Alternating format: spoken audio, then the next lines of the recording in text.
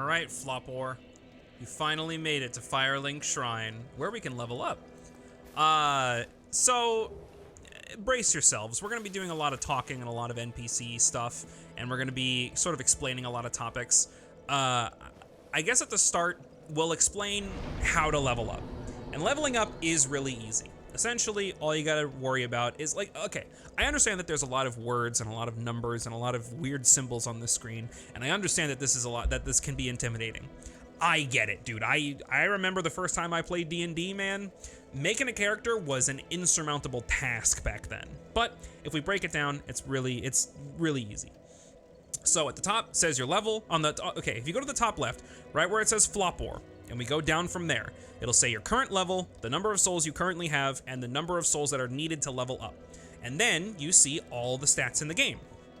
And we'll break down what the stats are, and we'll gloss over some stuff, but, you know, we'll just keep it simple. Vitality is your life stat. The more you level that up, the more life goes up. And you can see the numbers when they're blue is what's going up, and, you know, when the number value, like, increases.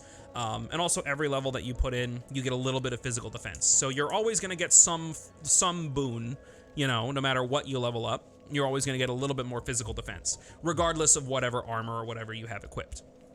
So vitality is life. More you level that up, the more life you get. Attunement is a little difficult to, oh, you know, actually, here's a perfect example. So attunement is actually kind of a weird stat. So attunement is supposed to be your stat determining how many spells you're able to equip at once. And if you're playing along with what I suggested, and you also have a pyromancy glove, which we didn't read, but we'll actually read here in a second, or pyromancy flame. When I level up attunement up to from level 12 to level 14, you can see on the right side, the attunement slots go up from 2 to 3. So the more you pump into this stat, the more slots you have for spells. It's basically like finding a memory. It is like finding a memory stone in Elden Ring, but instead it's tied to a stat. It's an interesting. It's a weird way to handle it. And if you want to go further in your spell casting, you can dump more points into here to get more slots for equipping spells. I'm not going to worry about that for right now. We'll talk about spells later on in the series. Endurance is both your stamina and your equip load.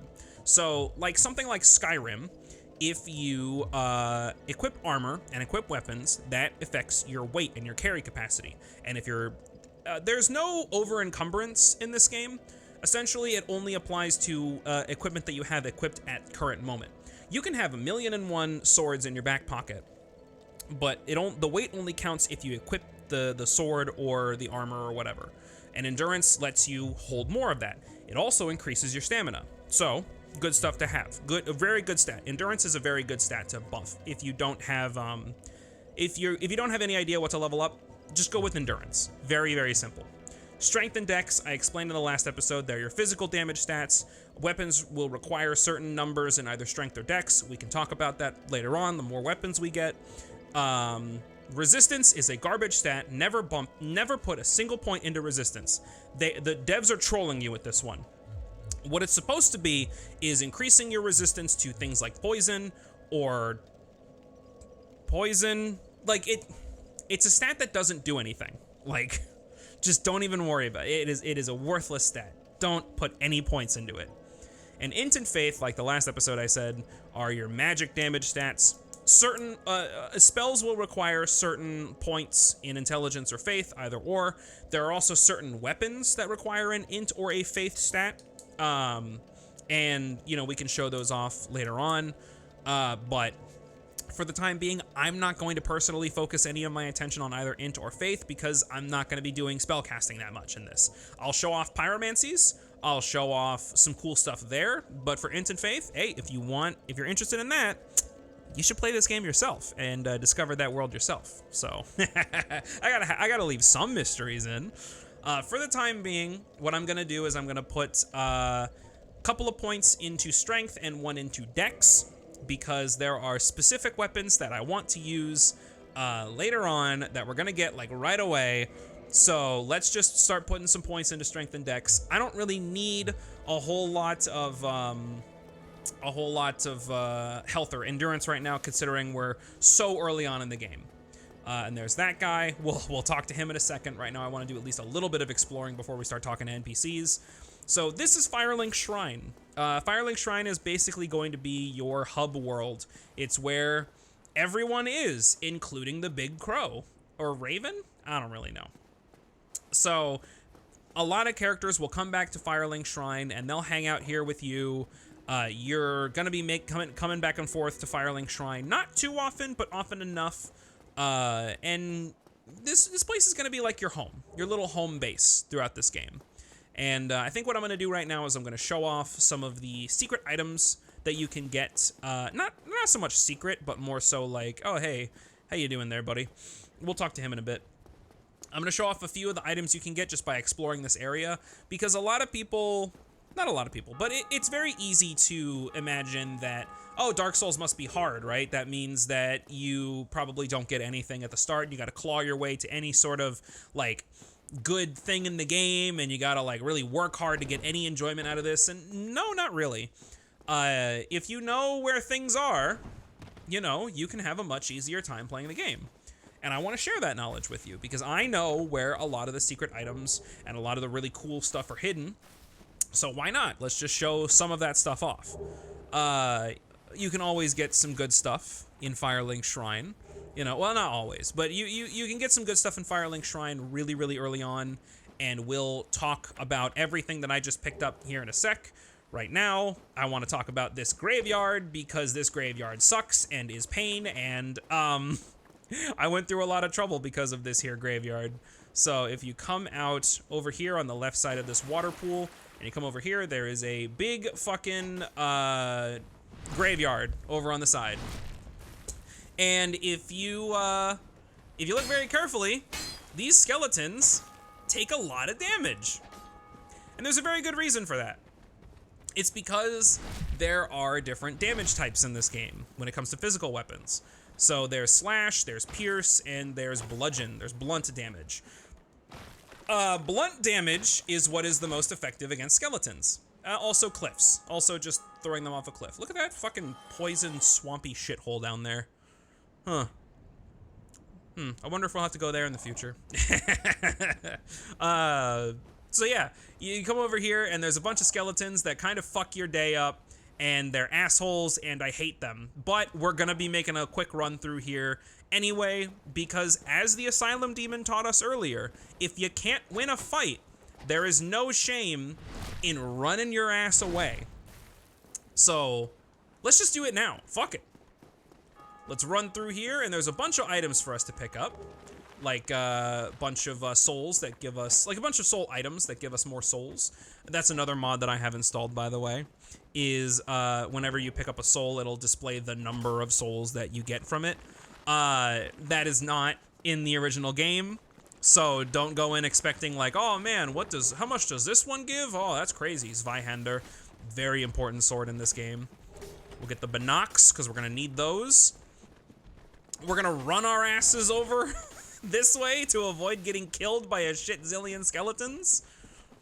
And we're gonna pick up the winged spear too. That's a big skeleton. Let's run our ass away. It's just I don't want to deal with it. I don't want to deal with it. Oh, that's scary. That's scary. I can make it back to Firelink Shrine though. So when you sit down at a bonfire, it resets enemy positions. So we're gonna do that really quickly.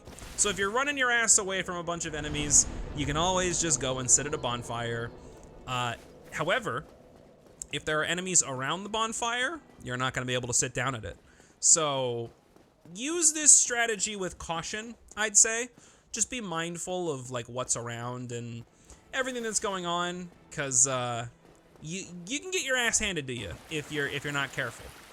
We're gonna go back up here because there's another item that we can grab, and we'll talk about some of the things that we've been picking up, because there's a lot of interesting items. So here we go. Let's pick up this, another lost soul of an undead. All right, here we go. Time for the information brick wall. Let us start reading some of these. Souls are the source of all life, whether an undead or even hollow. One continues to seek them. Souls are very important in this world, obviously. Humanity. Humanity is an extremely important concept in this game, so we gotta go over that. A rare tiny black sprite found on corpses, used to gain +1 humanity and restore a large amount of HP. This black sprite is called humanity, but little is known about its true nature. If the soul is the source of all life, then what distinguishes the humanity we hold within ourselves? So souls and humanity, two very different concepts. We will talk more about this in the future.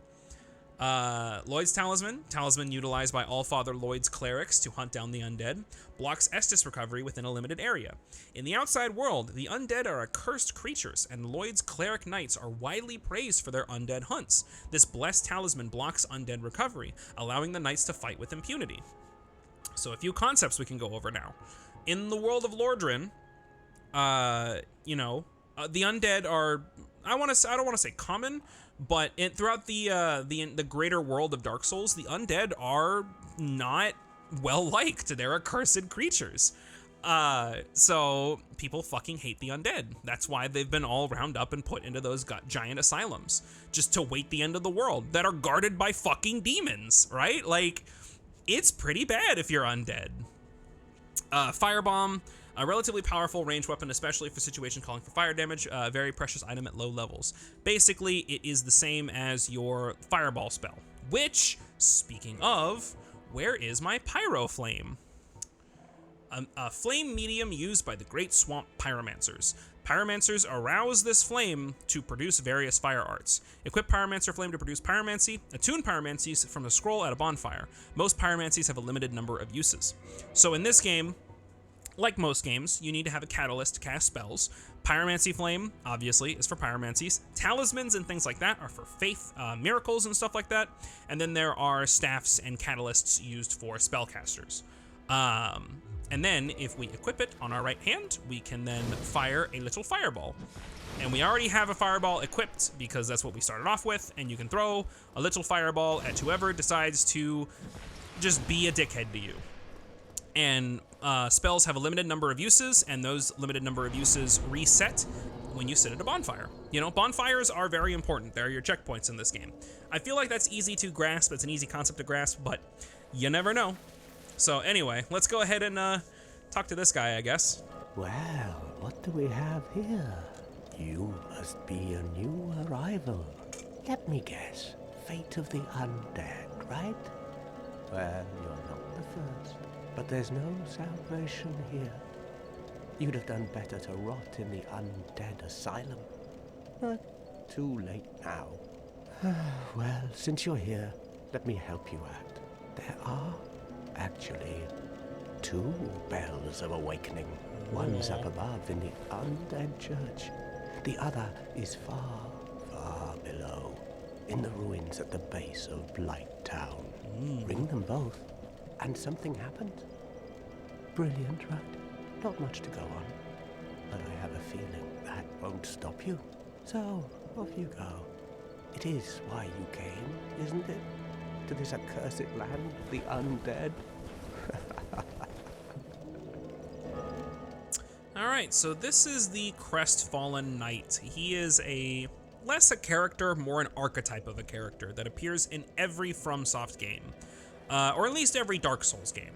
And even Demon Souls. I don't think...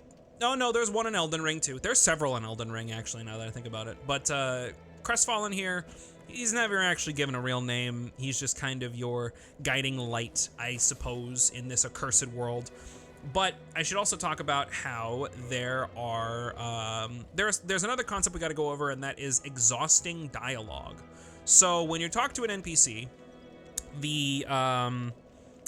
if you're familiar with video games, then you would know that an NPC has one thing to say, and then when they say it, you can go away. Not so much in Dark Souls and FromSoft games. You need to do what's called exhaust their dialogue, which is talking to them over and over and over again until you get all the information you can out of them. So we're going to talk to Crestfallen here again. Ah, your face. You're practically hollow. But who knows? Going hollow could solve quite a bit. Yeah, we kind of saw my face earlier, and I ain't looking too hot, so... What? Restoring your humanity? Well, there are a few ways to go about it. Collect it bit by bit from corpses. Or you can butter up a cleric and get yourself summoned. And the quickest way, although I'd never do it, is to kill a healthy undead and pillage its humanity. Coveting thy neighbor is only human, after all. Interesting, interesting. What are you looking at? Don't try anything clever. You might regret it.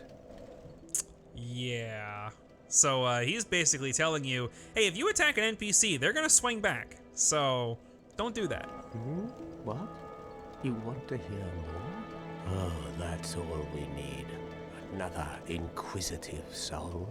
Well, listen carefully then. One of the bells is up above in the undead church, but the lift is broken. You'll have to climb the stairs up the ruins and access the undead burg through the waterway. The other bell is back down below the undead burg, within the plague-infested Blight Town. But I'd die again before I step foot in that cesspool. Interesting, interesting. So the game is giving you a pretty distinct step forward. Like, it's telling you, hey, this is where you go. That's how you start the game. Even though that there are multiple pathways you can go down right at the start, which I think is kind of neat. Anyway. Bloody hell, what is it now? You ask too many questions. Does he got anything more to say? I'm not up for chatting. Oh, he's just gonna... I'm not. Okay, so we've exhausted his dialogue, so we've got all the information we can out of him. And every time we talk to him now, he's gonna say that little thing. So yeah, there's a little staircase down here that, if you look, you can see this woman in a cage. She can't speak. Interesting. No response, she cannot speak. Interesting. Yeah, so she is the firekeeper of Firelink Shrine, and as a firekeeper, her life is tied to the flame, and the flame is tied to her life. They are the same. Yeah, there's a lot, and I'm trying to, like, deduce what is worth talking about and what isn't. One thing I can say is that you can actually see a good amount of the game from here. Like, you can see several stages of the game from Firelink Shrine. Like, you can see down there, and you can see... Well, you don't actually go over there. I guess that's just the skybox to allude to how big this world truly is. You can see the waterways that lead to the Undead Burg, just like Crestfallen Knight over there was talking about. You can come all the way down here, and you can see what looks like a big-ass tree. And you know what? Speaking of, let's go ahead and equip the binoculars right away so we can get a somewhat better look at what's going on. You can see some branches back there of what looks like an old tree. We'll get a better look at the old tree later. There's a better vantage point near the graveyard. But for now, the game told us to go up in one direction. And one of the things about me is that whenever a game tells me to go in one direction, I'm gonna go the exact opposite. Because there's loot to be had in the secret ruins, and, well, maybe there's still loot around here. I don't know. Let's see. Let's go down here a little bit, and let's get some souls. So, and that is true, what I just said, that there is loot to be had. So right now, what I want to do is I want to show off both New Londo Ruins, in that it is a zone we're going to come back to later, but also there is there's some weapons to find if you don't like your starting gear and you want to use something else. But there's also a permanent upgrade to your character hidden right here in the very beginning of the game. And one of the things that I always recommend new players do is to come down here and get this upgrade, because you can do it right away. There's no downside to doing it, and it'll make your life far, far easier the further you go on. And we also got a bunch of different weapons right now. So we have a bunch of stuff we can actually choose from. The S-Stock we actually can't wield yet. And we'll break down weapon screens and stat requirements and all that fun stuff, but we'll do that in a little bit. Ow, hey buddy. Okay. You know what? Fuck you. Get parried.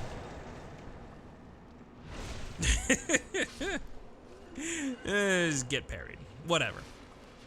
we'll go over stat requirements. Like I said, we'll go over stat requirements in just a little bit. But for now, let's run through here. So actually, before we walk over here, I want to look at that item we just picked up called a transient curse. Limb of the victim of a curse. Temporary curse allows engagement with ghosts. The only way to fight back against ghosts, who are cursed beings, is to become cursed oneself. The safest method, however dreadful, is to cut off the arm of an undead. Or to cut off an arm of the dead. There we go. So dying still exists in this world. It's just there's a select number of people who just kind of can't die. And it's also implied that ghosts exist in this world. You know, I wonder why they'd give us that item right at the start. Holy shit, it's a ghost! Yeah, so you can't hit the ghosts, but they can certainly hit you. If you want to hit them, you gotta use the transient curse item. But for right now, I don't want to think about that. Let's just grab this item right here and then leap off a cliff and die. Very, very simple thing to do here.